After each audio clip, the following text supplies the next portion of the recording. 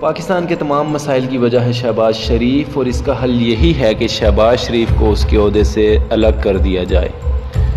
آج سے چند ماہ قبل ہمیں اسی طرح کا نیریٹو سننے کو مل رہا تھا کہ پاکستان کے تمام مسائل کی وجہ ہے عمران خان، اور اس کا حل بھی یہی ہے کہ عمران خان کو اس کے عہدے سے ہٹا دیا جائے۔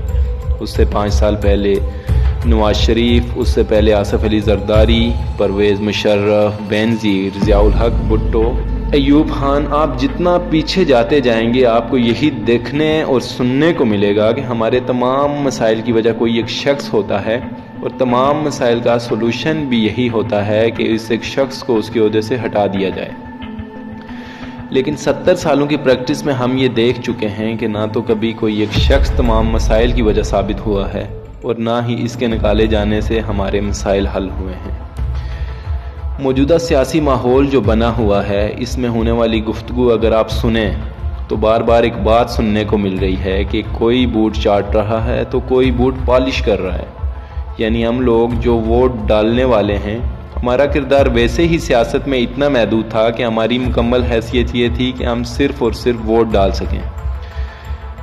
آپ اور میں یا کوئی بھی عام پاکستان میں وہ ماحول نہیں ہے کہ وہ سیاست میں باقاعدہ حصہ لے سکے۔ پاکستان میں سیاست رہ گئی ہے صرف اور صرف فیوڈلز کے لیے، گدی نشینوں کے لیے یا مذہبی رہنماؤں کے لیے۔ اس کے علاوہ کوئی بھی پاکستانی اس قسم کے سیاسی ماحول میں سوائے ووٹ ڈالنے کے کوئی کردار ادا نہیں کر سکتا۔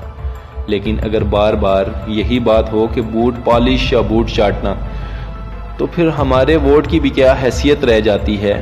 اگر ہم بار بار یہی سنیں گے کہ امپائر نیوٹرل ہے یا امپائر کی انگلی اٹھنے والی ہے، تو چلو امپائر کا بھی پتہ چل گیا اور کھلاڑیوں کا بھی پتہ چل گیا، تو ہم کیا رہ گئے؟ تماشائی۔ ہم ہیں کون؟ ہمارا اس پورے سینیریو میں ایگزسٹنس کیا ہے؟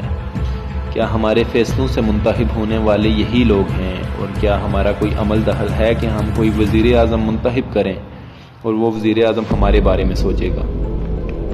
یا یہ تمام فیصلے یوں ہی بیٹھکوں میں بوٹ پالش کر کے یا بوٹ چاٹ کر ہو جائیں گے؟ ہم بار بار یہی کہتے ہیں نا کہ آزمائے ہوئوں کو نہیں آزمانا، تو پھر ہم صرف اور صرف افراد کو کیوں گنتے ہیں؟ اگر یہ سسٹم مسلسل ایک طرح کے لوگ پروڈیوس کر رہا ہے تو پھر ہمیں اس سسٹم کو بدلنے کے لیے کچھ کرنا پڑے گا، اور اس سسٹم کو بدلنے کے لیے تبدیلی کہاں سے شروع ہوگی؟ کہ سب سے پہلے آپ اس کیپٹلسٹ نیریٹو کو ریجیکٹ کر دیں کہ آپ کے تمام مسائل کی وجہ کوئی ایک شخص ہے، اور اس کے نکالے جانے سے آپ کے تمام مسائل حل ہو جائیں گے۔ سب سے پہلے ہمیں اپنی سیاست کا یہ انداز بدلنا پڑے گا۔ ہمیں یہ ڈیمانڈ کرنی پڑے گی کہ جو بھی پولیٹیشنز ہیں وہ ہمارے سامنے کوئی دلیل لے کر آئیں، کوئی منصوبہ لے کر آئیں، کوئی پلان لے کر آئیں۔ جیسے ہم باقی اداروں میں لوگ ہائر کرتے ہیں یا ان کی ترقی کے لیے کوئی معیار ہوتا ہے، تو سیاستدانوں کا بھی ایک معیار ہوگا، نہ کہ صرف اور صرف نعرے۔ جب تک آپ یہ نیریٹو فالو کرتے رہیں گے تب آپ کسی ایک شخص کے پیچھے لگے رہیں گے، آپ کے مسائل جوں کے توں رہیں گے۔ اور اگر آپ کو حقیقت میں ایسا لگتا ہے کہ کوئی ایک شخص ہے، چونکہ وہ ایک اہم پوزیشن پر ہے اور وہ ذمہ دار ہے، تو اسے اس کی سزا ملنی چاہیے۔ اگر آپ کو ایسا لگتا بھی ہے تو پھر آپ ایک شخص کو اکیلے سزا نہ دیں، بلکہ وہ تمام لوگ جو اسے لے کر آئے، جنہوں نے اس کا ساتھ دیا، ان تمام لوگوں کو بھی سزا دیں، کیونکہ یہ شخص چلا جائے گا اور وہ وہیں کے وہیں ہوں گے، اور وہ کبھی آپ کے مسائل کو حل نہیں ہونے دیں گے، اور پھر ایک نیا شخص آپ کے سامنے لا کر کھڑا کر دیں گے۔ سو اس نیریٹو کو ریجیکٹ کریں۔ آپ اگر عوام ہیں اور یہ عوامی نمائندے ہیں، تو آپ ایسا سسٹم تلاش کریں جہاں سے ایسے لوگ اوپر آ سکیں جو آپ پر حکومت کرنے کے اہل ہوں۔